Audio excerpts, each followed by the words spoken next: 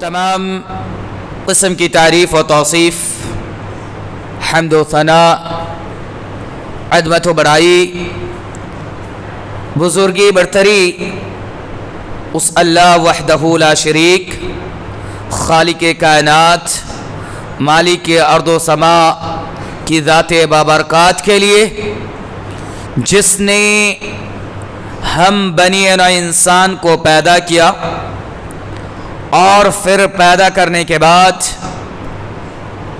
हमें बेकार और भटकते हुए नहीं छोड़ दिया, बल्कि हमें सीधे रास्ते पर चलाने के लिए, हमें तारीकियों से उजाले की तरफ लाने के लिए, हमें हक़ व बातिल के दरमियान तमीज़ को समझाने के लिए हमारे दरमियान बेशुमार अंबिया किराम को मबऊस फरमाया। उसी सिलसिले की आखिरी कड़ी जनाब मोहम्मद अरबी सल्लल्लाहु अलैहि वसल्लम की ज़ात मुताहरा है। अनगिनत लातादाद बेशुमार दरूद सलाम सैयदुल अव्वलीन वल आखिरीन, इमामुल मुत्तकीन, शफ़ीउल मुज़निमीन, खातिमुन नबीयीन, मेरे और आपके हादी रहनुमा जनाब मोहम्मद अरबी सल्लल्लाहु अलैहि वसल्लम की ज़ाते मुताहरा पर हो। अल्लाहुम्मा सल्ली व सल्लिम व बारिक अलैहि। हाज़रीन जुमा, खुतबा मसनूना के बाद मैंने आप हज़रात के सामने कुरान करीम की एक छोटी सी आयत, बल्कि आयत का एक टुकड़ा आपके सामने पेश किया है, सूरह अल-क़मर की। आज का जो खुतबा जुमा का टॉपिक है मेरा, एक ऐसा कानूनी इलाही है जिसके तहत, जिसके बेस पर आज ये पूरी कायनात का सिस्टम, ये पूरी कायनात का जो निज़ाम चल रहा है, वो इसी कानून इलाही के बेस पर, इसी कानून इलाही के तहत है। ये आप देखते हैं रोज़ आना सूरज का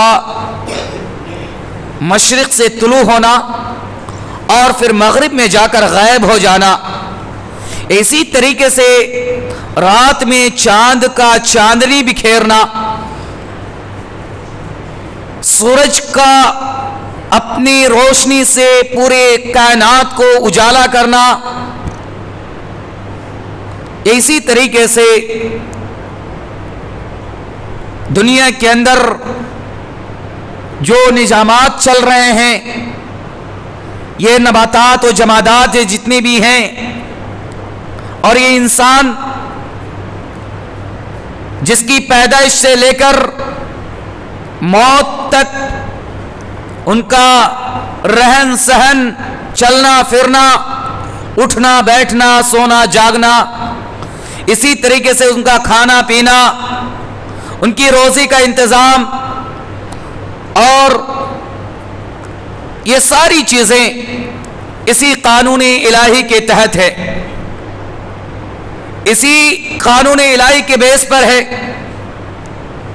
यहां तक कि दुनिया के अंदर, कायनात के अंदर जितनी भी चीजें पाई जाती हैं, वो सारी की सारी चीजें इसी कानून इलाही के तहत है। हत्ता कि इंसान का किसी चीज को इख्तियार करना या किसी चीज को नकार देना, या इसी तरीके से इंसान का अपनी जिंदगी के लिए जो कुछ करना या उन्हें जो कुछ मैसर होना, सारी चीजें इसी कानून के तहत है, इसी कानून इलाही के बेस पर है। वो कानून इलाही क्या है जो मैंने खुतबा मसनूना के बाद आपके सामने आयत करीमा तिलावत की है? उसी आयत करीमा के अंदर वो कानून इलाही का जिक्र मौजूद है। वो कानून इलाही अल्लाह रब्बुल आलमीन ने फरमाया, इन्ना खलक़नाहु बिक़दरिन, इन्ना कुल्ल शैइन खलकनाहु बिक़दरिन, कि बेशक हमने जो पूरी कायनात के अंदर जितनी भी चीजें पाई जाती हैं, खलकनाहु, हमने उसको पैदा किया, बिक़दरिन, एक अंदाजे से, एक तकदीर के साथ। और अल्लाह रब्बुल आलमीन ने एक दूसरी जगह पर इरशाद फरमाया, मा असाबा मिन मुसीबतिन फिल अर्दि वला फी अनफुसिकुम इल्ला फी किताबिन मिन क़ब्ली अन नब्रअहा इन्ना ज़ालिका अला अल्लाहि यसीर, कि कायनात के अंदर जितनी भी चीजें वक़ूअ पज़ीर होती हैं, जितनी भी चीजें रुनमा होती हैं, इल्ला फी किताबिन, ये सारी की सारी चीजें अल्लाह रब्बुल आलमीन के यहाँ लौहे महफूज में रिटन की शक्ल में मौजूद है, किताबत की शक्ल में मौजूद है, लिखी हुई है। जो भी चीजें इस कायनात के अंदर वजूद में है, जो भी चीजें वक़ूअ पज़ीर हैं, सारी की सारी चीजें अल्लाह रब्बुल आलमीन के यहाँ लौहे महफूज में लिखी हुई मौजूद है। गोया के जो चीज होती है कायनात के अंदर सब हुक्म इलाही के तहत है। और इस कानून के बारे में मजीद अल्लाह के नबी जनाब मोहम्मद अरबी सल्लल्लाहु अलैहि वसल्लम ने इरशाद फरमाया कि ये कानून कब से है, ये तकदीर जो लिखी गई है, ये जो चीजें वक़ूअ पज़ीर हैं, इनके बारे में जो रिटन में मौजूद है, ये राइटिंग का काम, ये लिखावट का काम कब हुआ, ये इसकी इजाद कब हुई। अल्लाह के नबी जनाब मोहम्मद अरबी सल्लल्लाहु अलैहि वसल्लम ने इरशाद फरमाया, इन्नल्लाह क़द कतब मक़ादिर अल-ख़लाइक़ क़ब्ल अन यख़्लुक़ अस्समावाति वल अर्द बिखम्सीन अल्फ सना। ये जो इंसान के बारे में, ये कायनात के निजाम के बारे में ये सारी चीजें जो लिखी हुई मौजूद है, ये उस वक्त लिखी गई है, ये राइटिंग का काम उस वक्त किया गया है कि अभी इस कायनात की वजूद भी नहीं आई थी, इस कायनात की पैदाइश भी नहीं हुई थी, ना आसमान बनाया गया था, ना जमीन बनाई गई थी, इस कायनात की वजूद ही नहीं था। उससे 50,000 साल पहले हमारी और आपकी तकदीर, इस कायनात को चलाने का सिस्टम लिख दिया गया था। अल्लाह के नबी सल्लल्लाहु अलैहि वसल्लम ने फरमाया कि इन्नल्लाह क़द कतबा, कि बेशक अल्लाह रब्बुल आलमीन ने लिख दिया है, मक़ादिरल ख़लाइक़, मखलूक की तकदीर को, क़ब्ल अन यख़्लुक़ अस्समावाति वल अर्द, क़ब्ल इसके कि जमीन व आसमान की पैदाइश हो, जमीन व आसमान की बनावट हो, बिखम्सीन अल्फ सना, 50,000 साल पहले। और उस वक्त यानी जब आसमान और जमीन की पैदाइश नहीं हुई थी, तो अल्लाह रब्बुल आलमीन का अर्श कहां था? क़ाल व अर्शुहु अलल मा, अल्लाह रब्बुल आलमीन का अर्श पानी पर था। यहां मैं बात को लंबी नहीं करना चाहता, लेकिन इशारा कर देता हूं, जो लोग अल्लाह रब्बुल आलमीन के अर्श के मुनाफी हैं, जो ये कहते हैं कि अगर हमने अल्लाह रब्बुल आलमीन के अर्श का एतकाद रख लिया तो अल्लाह रब्बुल आलमीन की हैयत साबित आएगी, अल्लाह रब्बुल आलमीन के लिए सिमत साबित आएगी, ऐसे अकीदे रखने वालों के तरदीद मौजूद है इस हदीस में कि आसमान और जमीन की पैदाइश से पहले भी अल्लाह रब्बुल आलमीन का अर्श था और वो पानी पर था। मैं इस बात पे ज्यादा बहस नहीं करना चाहता क्योंकि ये अलग टॉपिक है। तो बहरहाल इसमें जो हदीस में हमारे और आपके लिए जो बात साबित होती है वो ये कि हमारी पैदाइश से, हमारी वजूद से 50,000 साल पहले ही हमारी तकदीर लिख दी गई।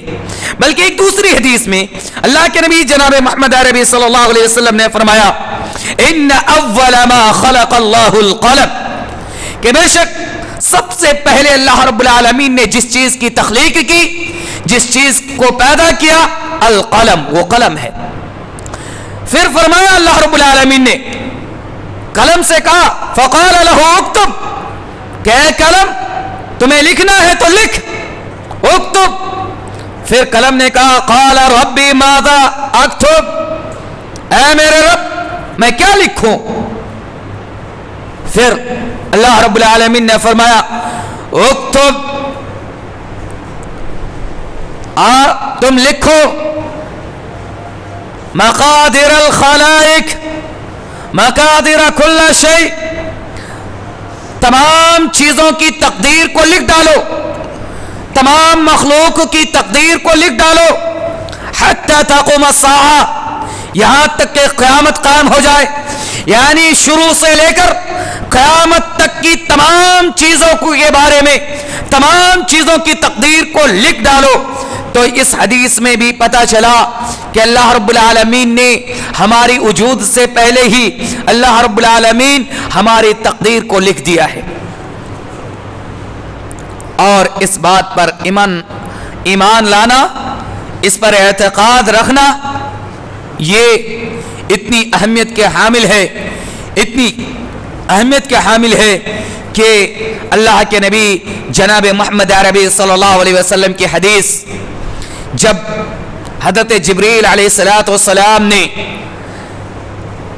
میرے پیارے نبی جناب محمد عربی صلی اللہ علیہ وسلم سے سوال کیا مل اسلام، اور اسی سوال کے بعد فوراً اللہ کے نبی جناب محمد عربی صلی اللہ علیہ وسلم سے ایک دوسرا سوال کیا گیا، مل ایمان، ایمان کیا چیز ہے؟ ایک مسلمان، ایک اللہ کا بندہ پکا مومن کب ہو سکتا ہے؟ ان کے اندر ایمان کی صفت کب پیدا ہو سکتی ہے؟ وہ مومن کب بن سکتا ہے؟ تو اللہ کے رسول جناب محمد عربی صلی اللہ علیہ وسلم نے فرمایا ان تؤمن باللہ وملائکتہ وکتبہ ورسلہ والیوم الآخر والقدر خیرہ وشرہ۔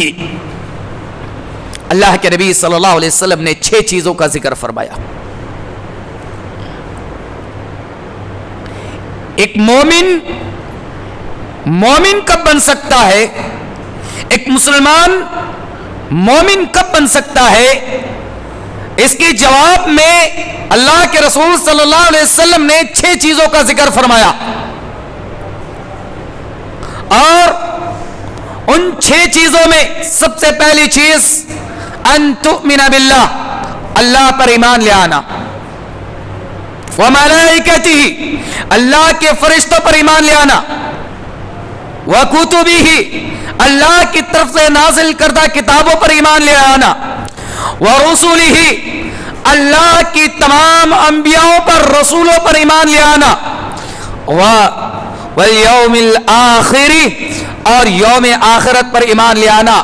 یہ 5 چیزیں ہو گئی۔ اخیر میں 6ٹھی چیز جو اللہ کے رسول جناب محمد عربی صلی اللہ علیہ وسلم نے بیان فرمایا، وہ 6ٹھی چیز ایک ایسی چیز ہے جس پر اگر انسان ایمان نہ لائے، جس پر اگر انسان ایمان نہ رکھے تو وہ مومن نہیں ہو سکتا۔ اللہ کے رسول جناب محمد عربی صلی اللہ علیہ وسلم نے فرمایا والقدر خیرہ وشرہ، 6ٹھی چیز یہ ہے کہ تقدیر کے برے اور بھلے ہونے پر ایمان رکھنا۔ ایک مومن بندہ جب ان تقدیر پر، اس چیز پر پکا ایمان لے آتا ہے، ان پر اعتقاد ہو جاتا ہے، مضبوط ہو جاتا ہے، وہ اس عقیدے پر، اس قانون الہی پر پورے طور پر اتر آتا ہے، تو وہ واقعی اللہ کا ایک پکا سچا مومن بندہ بن جاتا ہے۔ ان کے اندر یہ صفت پیدا ہو جاتی ہے کہ وہ اللہ کا صابر و شاکر بندہ بن جائے۔ ان کے اندر قناعت پیدا ہو جاتی ہے، ان کے اندر قناعت کی صفت پیدا ہو جاتی ہے، وہ اللہ رب العالمین سے جو کچھ اسے میسر ہو جاتی ہے ان پر قناعت اختیار کرتا ہے۔ ایک مومن بندہ جب اس قانون الہی پر ایمان رکھتا ہے، اعتقاد پیدا کرتا ہے، تو ان کے اندر یہ صفت پیدا ہو جاتی ہے کہ دنیا کے اندر جو بھی چیزیں، جو بھی اچھائیاں ہیں، ان کے اندر وہ ساری اچھائیاں سمو جاتی ہیں. ان کی ہر اچھائیاں ان کے کیریکٹر اور ان کی اخلاق کا حصہ بن جاتا ہے. اور دنیا کے اندر جو بھی برائیاں ہیں، عناد ہیں، بغض ہیں، حسد ہے، یہ ساری چیزوں سے وہ محفوظ ہو جاتا ہے. یہ تقدیر پر ایمان لانا ایک ایسی اہم چیز ہے. تقدیر ایمان کی 6 ارکان میں سے ایک ارکان، اسے ایک رکن اسے قرار دیا گیا. اگر انسان کے اندر ان 5 ارکان ایمان میں 6 چیزیں جو ہیں، ان میں سے 5 پر ایمان رکھتا ہے اور ایک 6ٹھی چیز جو تقدیر کا ہے اگر اس کا انکار کر دیتا ہے تو وہ دائرہ اسلام سے خارج ہو جاتا ہے. وہ دائرہ اسلام سے خارج ہو جاتا ہے. اتنی اہم اس پر ایمان رکھنا ہے.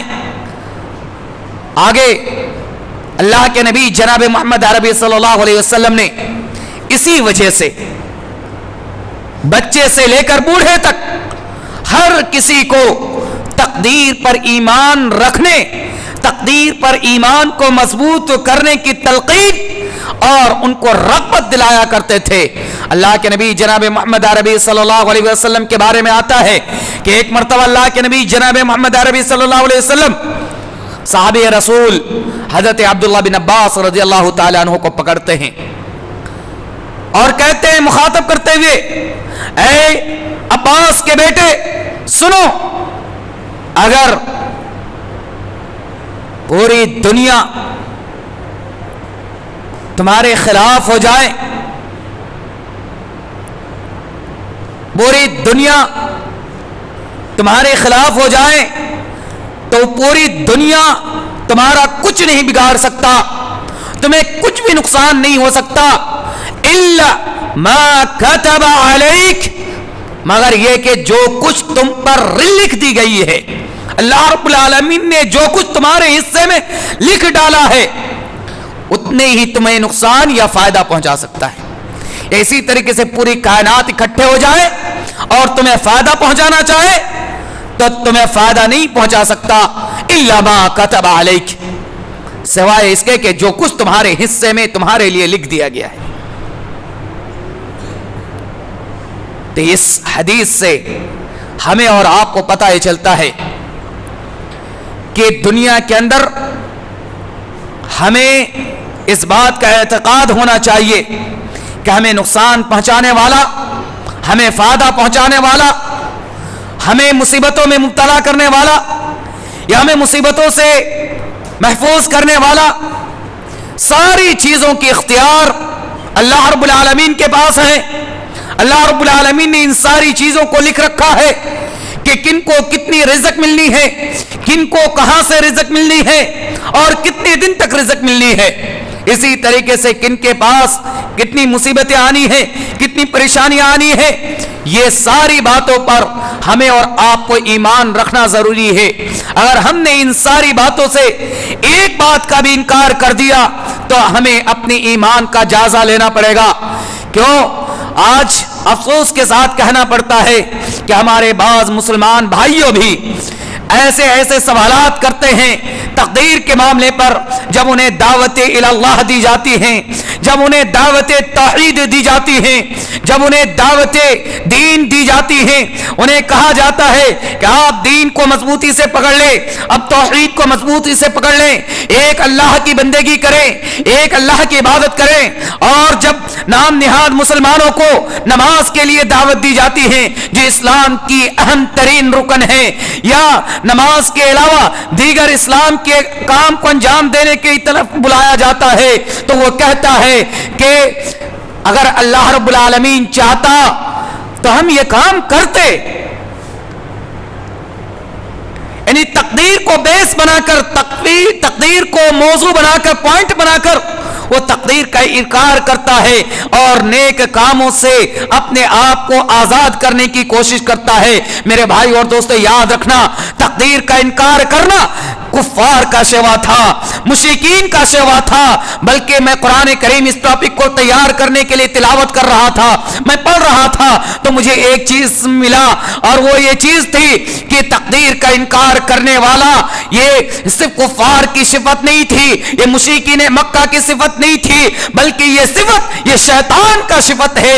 اللہ رب العالمین نے شیطان کے بارے فرمایا کہ جب انہیں مسلول کر دیا، ان کو ذلیل کر دیا، ان کو دنیا کے اندر بھٹکتے ہوئے چھوڑ دیا، تو اللہ رب العالمین سے اس نے سوال کیا، اے اللہ تم نے میرے ساتھ ایسا کیوں کیا، مجھے ذلیل کیوں کیا، مجھے رسوا کیوں کیا، جبکہ میں تیری عبادت کرتا تھا، میں تیری بندگی بجا لاتا تھا، تو پھر آخر میرے ساتھ اس طریقے سے انجام کیوں ہوا؟ یہ شیطان کا سوا تھا۔ انہوں نے تقدیر پر ایمان نہیں رکھا، اللہ رب العالمین سے سوال کر بیٹھا، انکار کر دیا اپنی تقدیر کا۔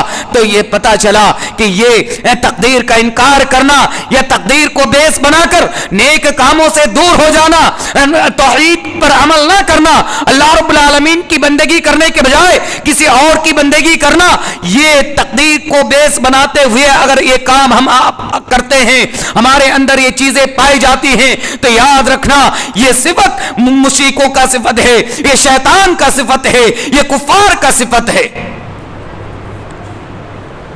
اس سے آگے بڑھ کر آپ کو ایک اور واقعہ سناؤں۔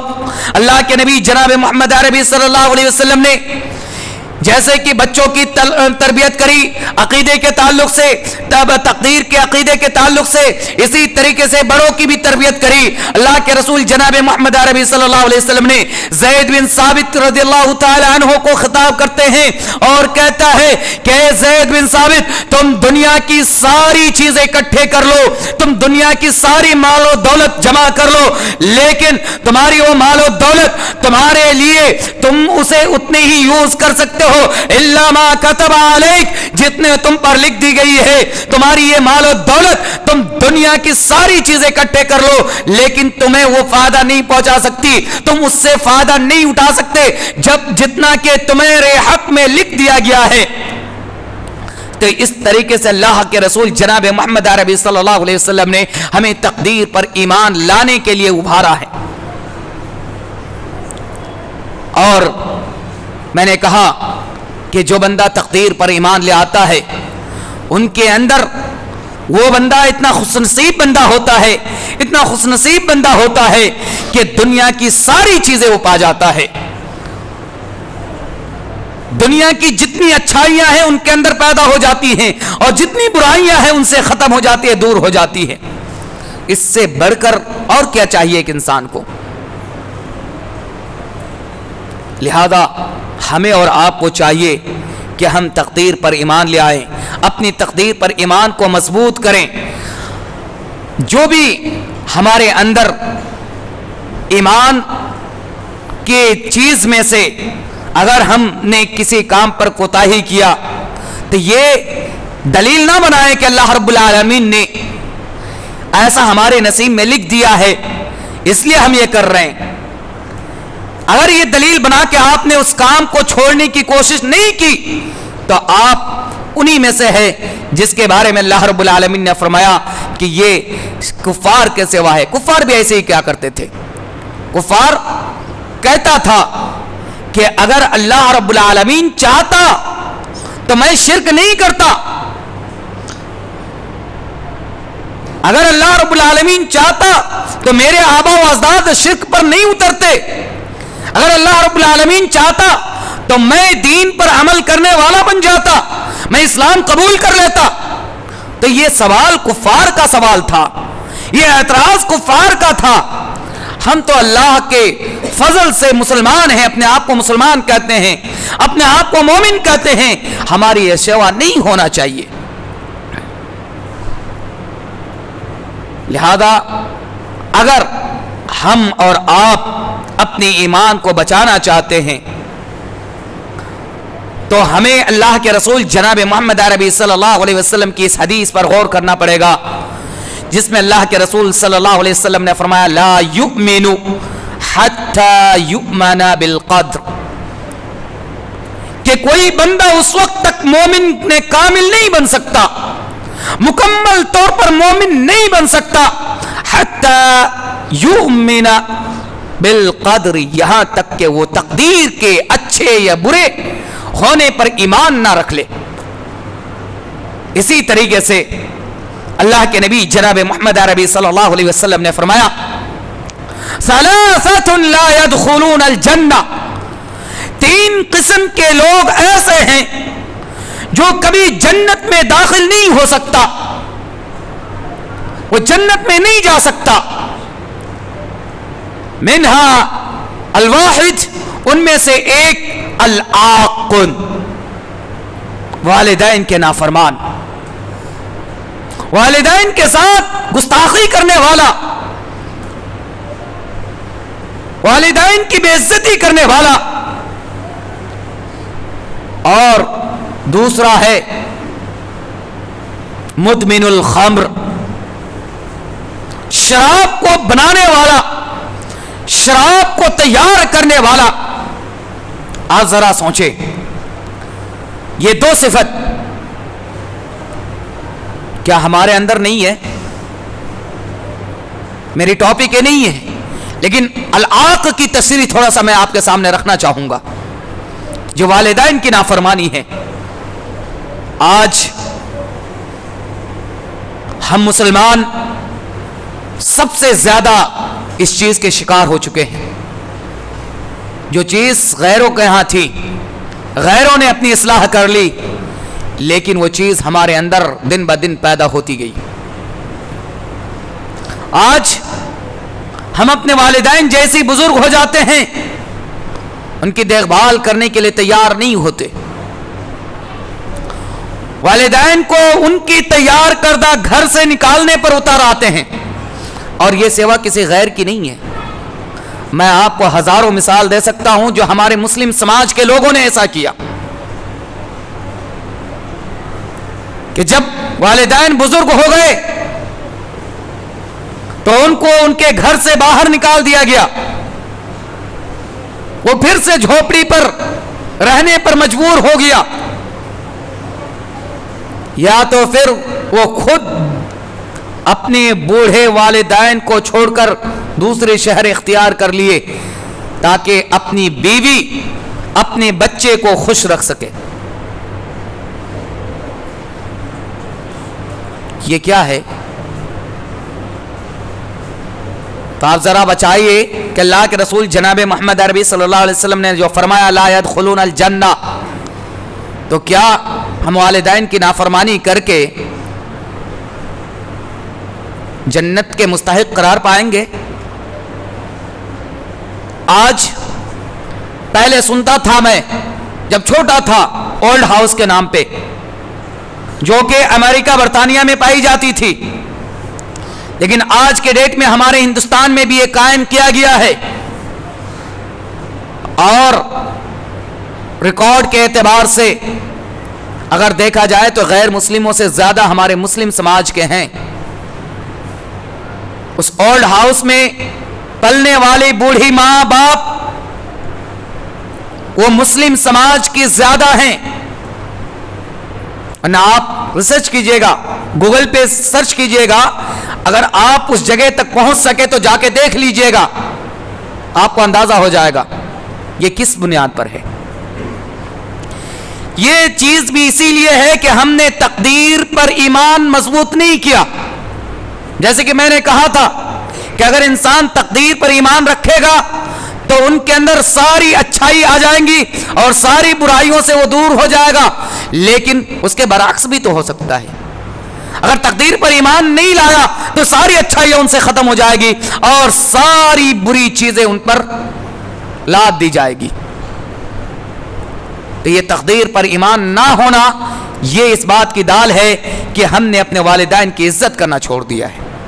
اسی طرح شراب کے معاملے میں دیکھیں کہ شراب کے ٹھیکے پر سب سے زیادہ کام کرنے والا اور اس چیز کو یوز کرنے والا آج سب سے زیادہ ہمارے مسلم سماج کے لڑکے یا مسلم سماج کے نوجوان ہیں۔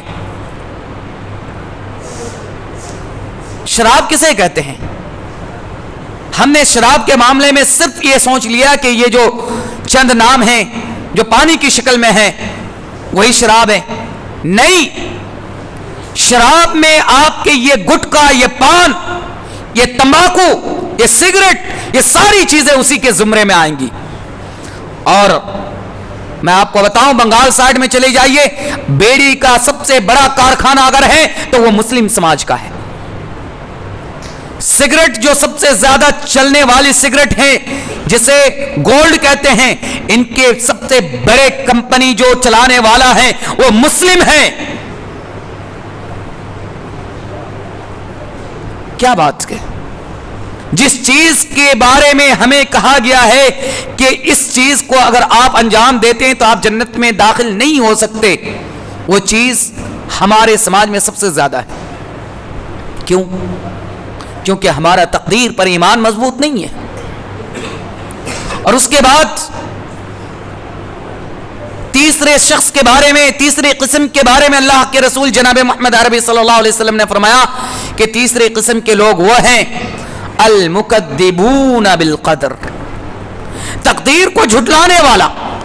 جس نے تقدیر کا انکار کیا، جس نے تقدیر کو جھٹلایا، لا يدخلون الجنہ، وہ جنت میں داخل نہیں ہو سکتا. تو آج کا خطبہ جمعہ کا جو خلاصہ ہوا یہ کہ ہم اور آپ تقدیر پر اپنا ایمان مضبوط کریں. اچھے ہوں یا برے، ہمارے ساتھ جو بھی معاملہ ہو وہ تقدیر پر ہم یہ سمجھ لیں کہ ہماری قسمت میں تھی.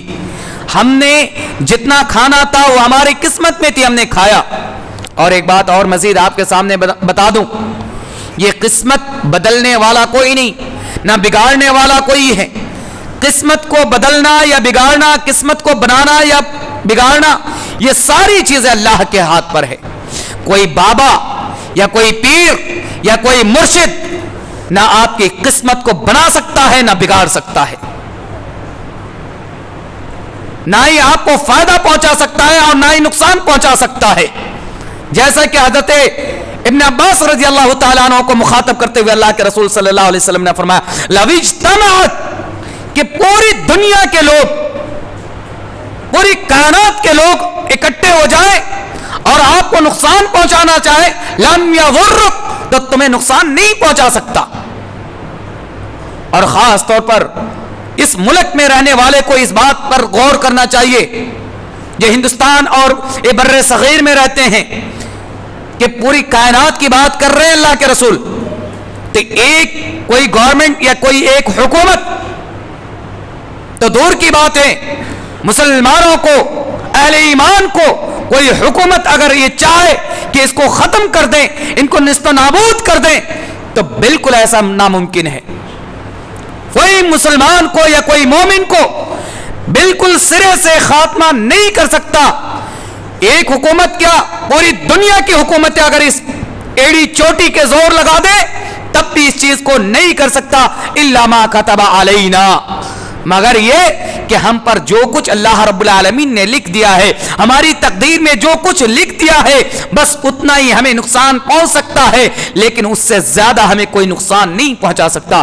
جس دن یہ خیال ہم نے اپنے اندر پیدا کر لیا تو انشاءاللہ ہماری زندگی اچھی گزریں گی، ہم ترقی کی اور چلیں گے، ہمیں کامیابی ملیں گی. لہذا ہم آپ سبھی سے یہ اپیل کریں گے کہ اپنی ایمان کو مضبوط کیجئے، تقدیر اللہ پر اپنی ایمان کو مضبوط کیجئے. اخیر میں اللہ رب العالمین سے دعا ہوں کہ اللہ تعالی ہمیں آپ کو سبھی کو تقدیر پر ایمان مضبوط کرنے کی توفیق عطا فرمائے. آمین. وآخر دعوانا الحمدللہ رب العالمین. بارک اللہ لنا ولکم فی القرآن المجید ونفعنا وإياكم بالآیات وذکر الحکیم.